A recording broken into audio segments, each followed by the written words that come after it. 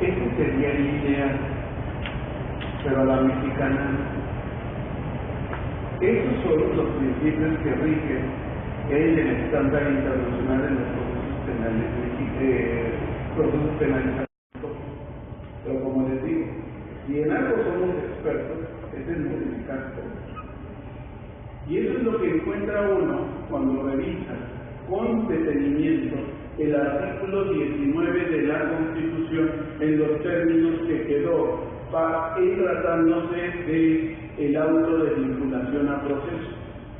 Fíjense, dice: ninguna detención ante autoridad judicial podrá exceder el plazo de 72 horas a partir de que el iniciado se ha puesto a disposición sin que se justifique con un auto de vinculación al proceso. Primero era el cambio, no auto de formal prisión, sino auto de vinculación al proceso, en el que se expresará el delito que se impute al acusado, el lugar, tiempo y circunstancias de ejecución, así como los datos que establezcan que se ha cometido el hecho que la ley sanciona como delito. Tomemos en cuenta que son datos que establecen, no datos que comprueban, no pruebas, sino sospechas fundadas, y que exista la probabilidad de que el iniciado lo cometió o participó en su comisión. El Ministerio Público solo podrá solicitar alguna prisión preventiva cuando otras medidas cautelares no sean suficientes para garantizar la comparecencia del imputado en el juicio. Cualquiera de los otros 11 no fueron suficientes para garantizar que se quede enfrentar el proceso, y por eso voy a determinar que lo va a enfrentar con prisión preventiva. ¿En qué casos? Dice la misma Constitución. Uno, el desarrollo, que las obras no son suficientes para garantizar que el sujeto comparezca ante el juicio. Es decir, hay peligro de sustracción de la acción de la justicia. Es probable que se escape, en este caso, prisión preventiva. Si lo llevamos al contexto internacional, ese fue el caso de Andy Bridges. ¿Quién es Andy Bridges? Andrés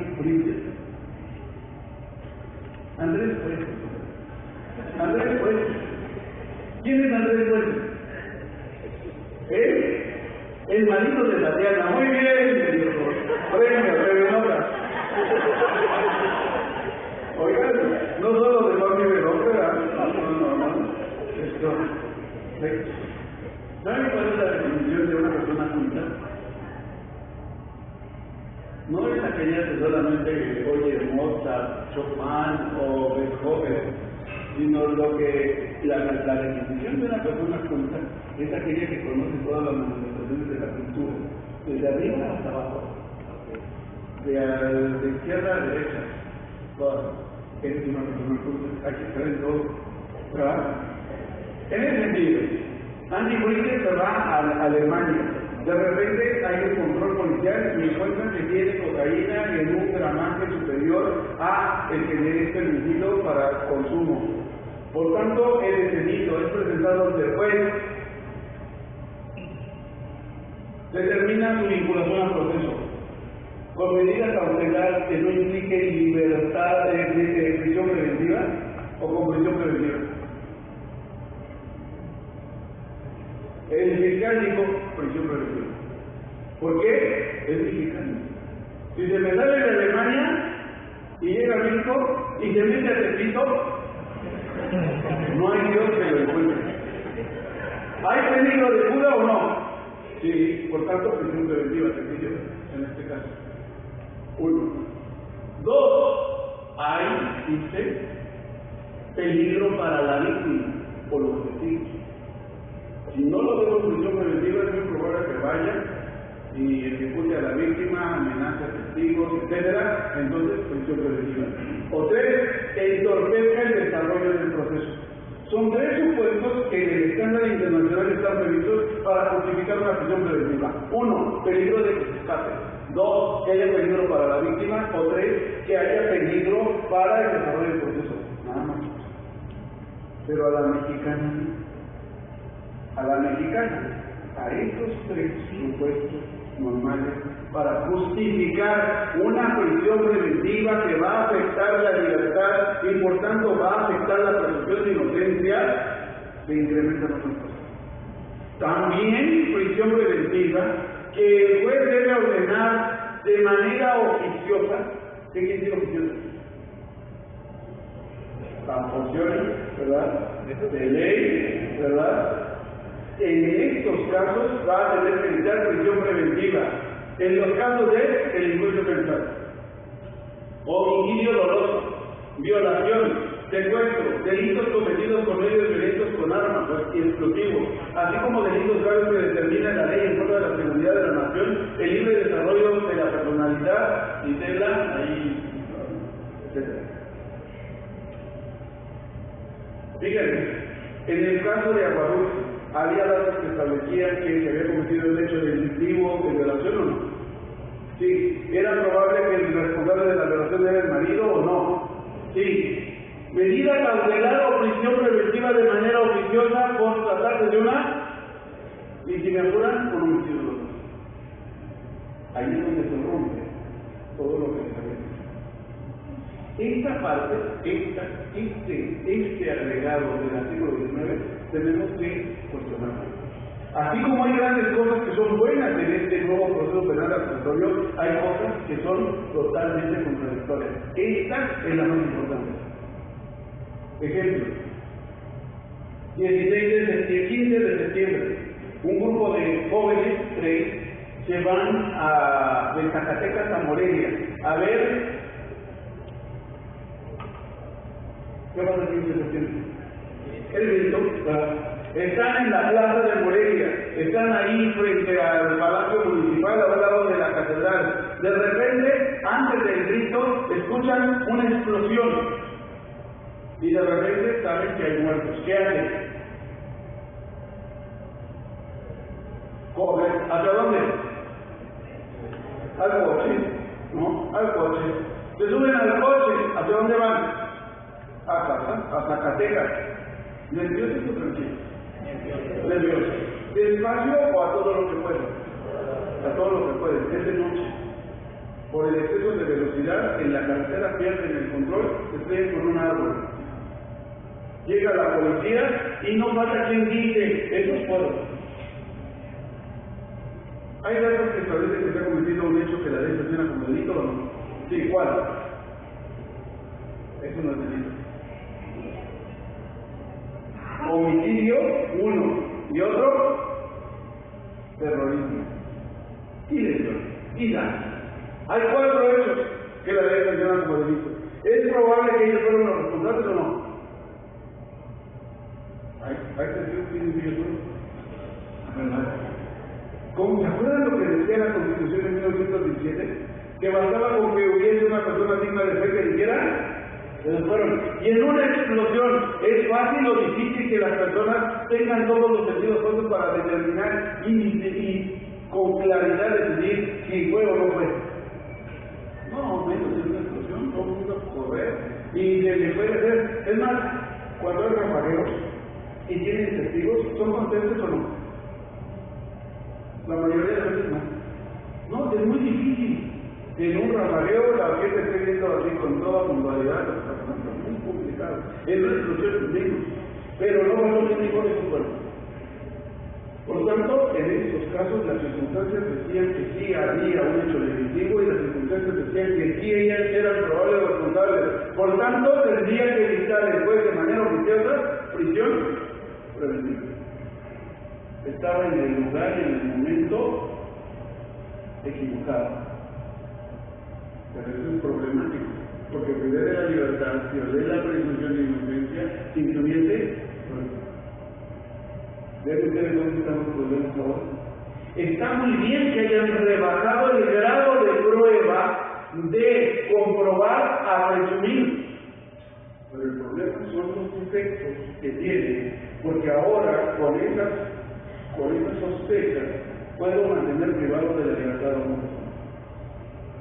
Y mientras dura el proceso y averiguo, la persona privada de la libertad. Eso es lo malo. Porque entonces se contradice por sí. Y eso es lo que tenemos que ir visualizando para también levantar la voz y en su momento pedir que eso se modifique. Que está muy bien, que estamos en el camino de un nuevo proceso penal, que me vinculen al proceso, pero que me sigan garantizando mi libertad porque me presumo inocente, que sean las medidas cautelares y no de manera oficiosa, simplemente porque me veo involucrado en un hecho que puede ser que soy responsable por ese delito, cuando en realidad no. Estas son las bases en las cuales, sobre estas bases, ahora sí estamos en la plataforma necesaria para pasar al siguiente nivel. Fase intermedia y juicio oral. Esto, si ya de por sí en este momento tenemos algunos problemas, tenemos ahora claramente que enfrentamos otra forma de hacer las cosas. Tal vez en el control de la detención ya encontramos una diferencia. Tal vez no tanta ante el juez de control de garantías y la determinación jurídica y la renuncia del plazo, que eso ya no lo sabemos, o el plazo de 72 horas, o las 144, no hay tanto problema. Lo que sí implica un nuevo cambio es ahora la fase intermedia y la audiencia de juicio.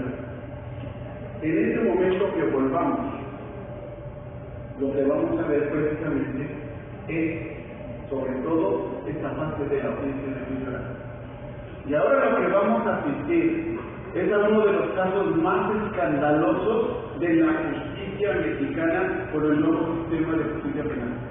Es el caso Rubio. Y me complace mucho presentar este caso ante una comunidad tan distinguida como la que aquí concurre, porque en su mayoría son miembros del Poder Judicial. Porque muchos de ustedes ya saben cómo quedó crucificado el Poder Judicial en este caso.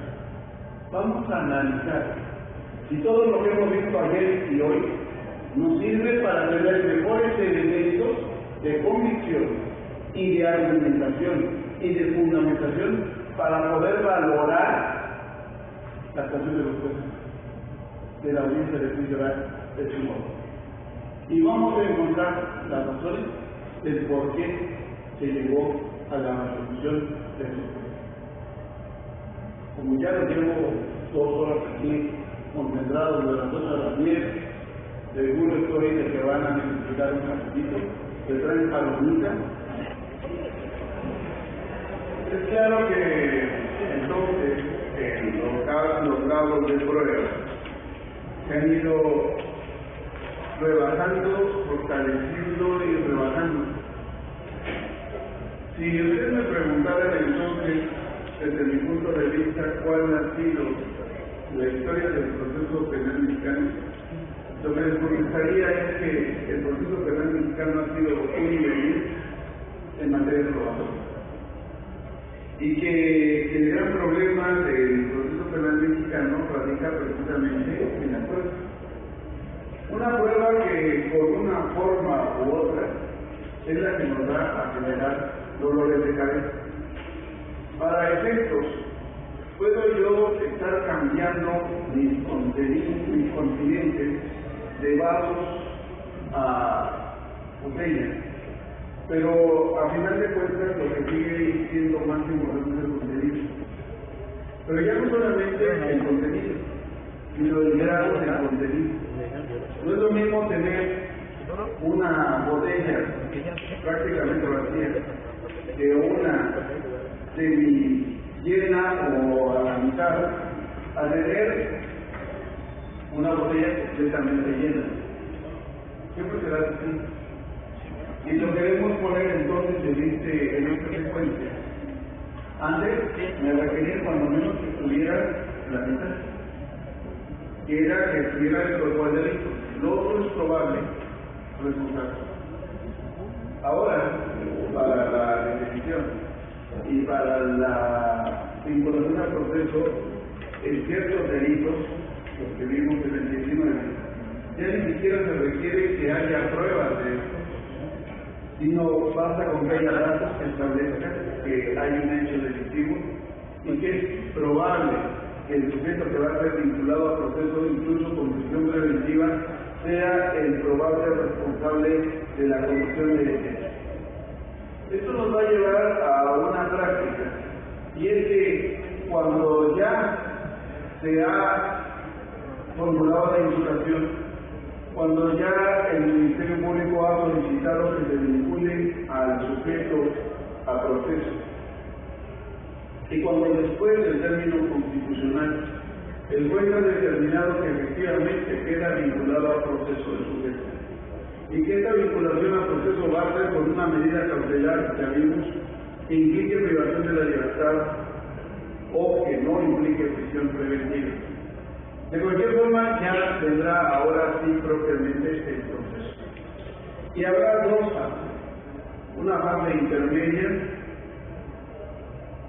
si no se consigue, ahí se establece, si no hay alguno de los mecanismos alternativos del nuevo sistema de justicia penal, que pueda haber un reconocimiento de participación en el delito, que pueda haber un acuerdo reparatorio, que pueda llevarse a la justicia alternativa, etcétera. Que de los no me voy a ocupar porque no es materia de este seminario y del cual podríamos hablar en otras ocasiones. Si no es eso, entonces ahora se viene el juicio oral. Este juicio oral va a ser de los más complicados, y les voy a decir por qué. Resulta que en el juicio oral, el que afirma pruebas, y como la persona se presume inocente hasta que no se demuestra lo contrario, entonces normalmente va a tener que ser el Ministerio Público quien determine lo contrario, pero no solamente eso, sino que demuestre lo contrario. Para demostrar esto, el Ministerio Público tiene ante sí una gran tarea, y es plantear la llamada teoría del caso. Esta teoría del caso, que es una de las cuestiones más debatidas ya en este momento, porque nadie entiende bien qué es la teoría del caso. Primero hagámoslo sencillo. La teoría del caso se sustenta en tres ejes. Uno, una teoría fáctica. ¿Qué significa la teoría fáctica? Los hechos. Sí, será. Pero entonces, hechos solamente me refiere a lo fáctico. ¿Qué significa que estos hechos sean una teoría? No. Es una hipótesis. Es una suposición de cómo cree el Ministerio Público que sucedieron los hechos. Una hipótesis es una prueba. No, es una conjetura. Es algo que supone el Ministerio Público que sucedió, pero nada más. Cuando esa suposición, esa hipótesis, esa teoría se convierte en hechos probados, es hasta que yo le aviso la materia probatoria. Entonces ya no digo que yo creo que así sucedió, sino yo demuestro que así sucedió. ¿Por qué? Porque estoy presentando las pruebas que respaldan la teoría. Dejó de ser teoría y se convirtió en hecho probado.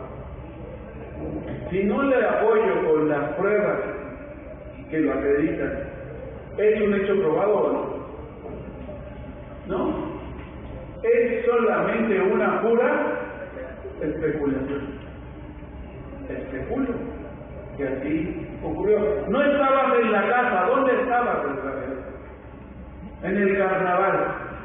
No, estaba en un curso viernes en la tarde. Ay, ¿quién va a venir a dar un curso el viernes en la noche a Mérida? ¿Cómo? ¿Y viernes de carnaval? ¿No cierto? No, a ver, ¿con quién me engañas?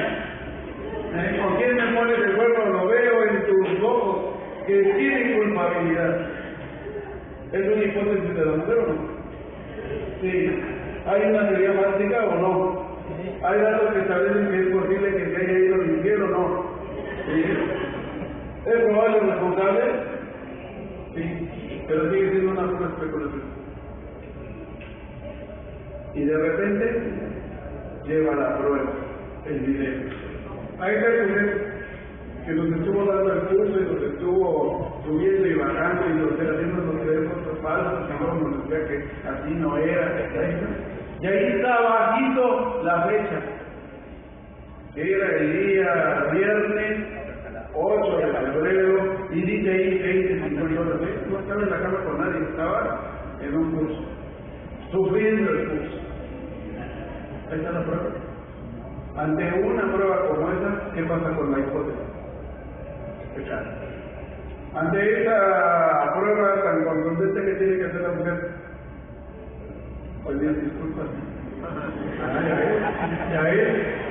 Ya ves cómo todos son tus mendigos celos. Si no, todo fue sospechas, especulaciones, todo inmundo. Pero si efectivamente la mujer resulta que encuentra el video y ve que ahí no estuvo, entonces ya tiene más pruebas. Para todavía le faltarían otras tantas para determinar si sus sospechas son verdaderamente hechos reales. Una vez que el Ministerio Público dice, yo creo que los hechos fueron así, pero y lo compruebo de esta manera, ahora sí tengo el hecho probado y ahora sí puedo decir que ese hecho encuadra en la ley de tal ley. Solo hasta ese momento que pudo demostrar su hipótesis, su especulación, con pruebas rotundas que hacen llegar a la convicción de que efectivamente eso que dijo el Ministerio Público así sucedió, solo hasta ese momento puedo hacer el encuadre correcto en el tipo que le corresponde. Y una vez que ya tengo consolidada la teoría fáctica con la materia probatoria y determinado el tipo penal o el delito en que incurre, entonces ya puedo tener una serie de casos sólidos. ¿De acuerdo? En este punto hay que empezar a tomar en cuenta todos los detalles del delito. Aquí es donde realmente en la fase intermedia prepararé toda esta materia probatoria para que ya llegando a la audiencia de juicio oral, donde es pública, donde es adversarial, donde hay publicidad, contradicción entre las partes, es donde voy ahora sí a demostrar todo lo que puedo argumentar, tanto en materia probatoria como en materia de determinación de la responsabilidad penal que pueda tener el sujeto. Es ahora sí cuando voy a llegar y determinar si efectivamente el hecho en donde una conducta que produjo un resultado, ya vimos una primera lección sobre la base de la teoría causalista, está debidamente probado el hecho para que lo pueda encuadrar en el tipo que le corresponde para decir que hay una conducta delictiva o no. Para determinar que hay una conducta delictiva o no. No. Porque apenas lo que habré hecho será determinar que hay una conducta típica. Todavía faltará determinar si es antijurídica y si es culpable. Todo esto, si hay conducta típica, antijurídica y culpable, va a ser materia del debate en la audiencia de juicio oral. Es decir, no solamente podré determinar qué es lo que pasó y en qué tipo encuadra, sino si es responsable el sujeto de esa conducta, porque además de ser típica, es antijurídica y es culpable. Esto que acabo de decir, se lo vamos a dar todo lo que resta del seminario. Empecemos con el primer caso. El primer caso, que es uno de los casos más paradigmáticos de la aplicación de este nuevo proceso penal acusatorio, que normalmente se le conoce como juicio oral. Debemos tomar en cuenta que no se puede denominar juicio oral, sino proceso penal acusatorio, porque el proceso penal, propiamente dicho, puede derivar en una audiencia de juicio oral, pero es en el menor de los casos. Normalmente se entiende que a través de la justicia restaurativa, alternativa, medios alternos, se puede llegar a solucionar los conflictos y no necesariamente llegar a la audiencia de juicio oral. En el estándar internacional se considera que solamente el 10% de los 100 casos que pueden existir llegan a la audiencia de juicio oral. El 90% restante se resolvió de otra manera por medios alternos. Si ustedes ven en la portada de este libro, precisamente la idea es que hay otras salidas alternas antes de llegar propiamente a la audiencia de juicio oral. 10% solamente de los casos. En teoría, en Chihuahua no llegó ni el 1% en el primer año de la vida. Esos son algunos de los problemas prácticos que se presentan. Y efectivamente vamos a tener ese porcentaje o no. ¿Para qué llegar a la audiencia de juicio oral? Evidentemente porque hay datos, hay muchos puntos por resolver, muchas contradicciones, pero sobre todo se pretende que ese 90% de casos que pudieron ser resueltos a través de mecanismos alternos despresurizaron el sistema, nos dan más oportunidad de concentrarnos en la resolución de casos graves.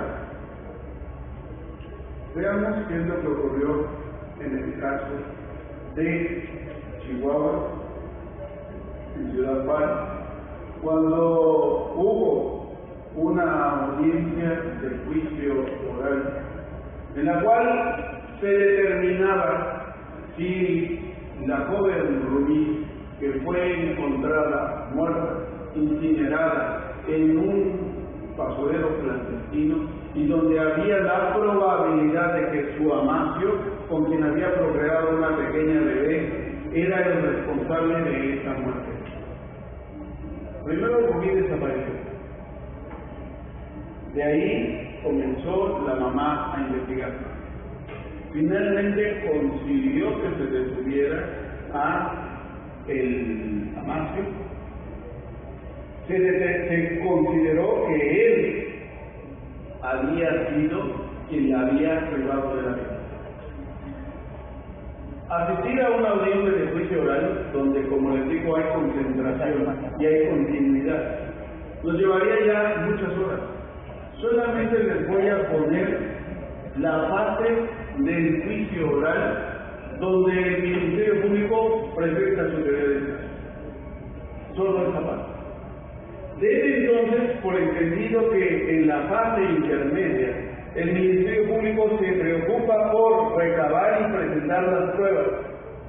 Doy entonces por bueno que todo lo que va a decir en este momento el Ministerio Público, efectivamente en la fase intermedia presenta las pruebas. Es decir, den por bueno, den por cierto, den por probado todo lo que va a decir a continuación el Ministerio Público para sustentar su teoría del caso, que le va a servir para tratar de fincar responsabilidad penal a Sergio Rafael Barraza Bocanegra. ¿Estamos de acuerdo? Entonces, todo lo que diga el Ministerio Público es cierto y está probado. ¿De acuerdo? Todo lo que él diga que promueve. Pongan mucha atención, por favor. Hasta aquí, ¿algunas dudas por esclarecer antes de entrar a esto? ¿Ya están bien sentados en sus lugares? ¿Listo? Ya.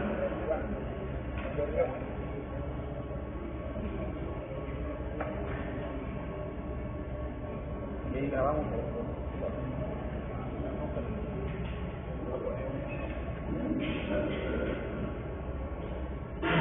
Se produjeron indicios suficientes en día de ellos, circunstancias y acontecimientos ya expuestos que concatenados entre sí brindan certeza de que el apasivo sufrió una muerte violenta, ya que aunque los restos no muestran huellas físicas de violencia, los peritos antropólogos, arqueólogos y médicos forenses. Espérense, es que lo voy a poner un poco adelantado para no robarme tanto tiempo. Les voy a plantear cuál es la teoría fáctica del Ministerio Público.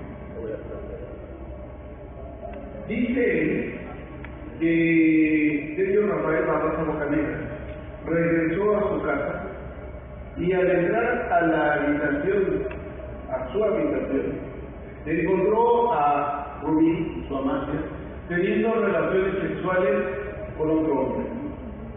En ese momento montó en cólera y fue y golpeó a los dos con las manos, y que en el momento de golpearlos los dejó privados de la vida en el lugar.